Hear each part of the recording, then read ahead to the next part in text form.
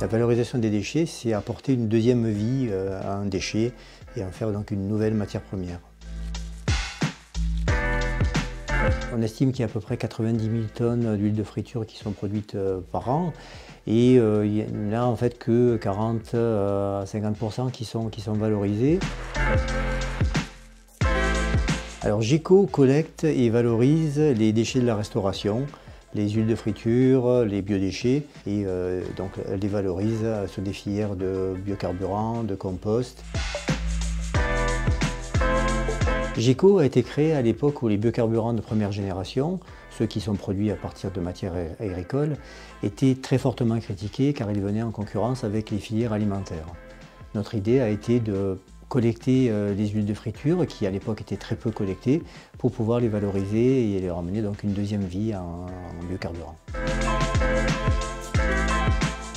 Alors les huiles sont collectées dans les restaurants, dans tout type de restaurants. Donc ces huiles sont collectées en camion, en tréporteur au centre-ville de Lille et donc sont ramenées sur notre site où nous les retraitons, donc nous les nettoyons, nous les purifions pour les rendre propres à être transformés en biocarburant ou en lubrifiant.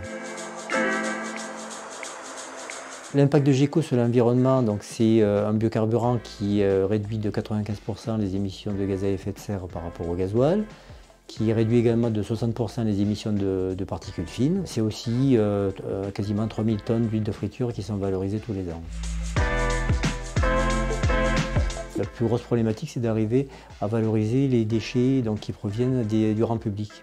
Ce sont ceux qui sont le plus mal collectés parce que le gisement est très diffus et qu'il est très difficile à capter. On travaille beaucoup à l'heure actuelle sur la mise en place de points d'apport volontaires pour qu'on facilite finalement le geste de recycler les huiles de friture pour tout le monde.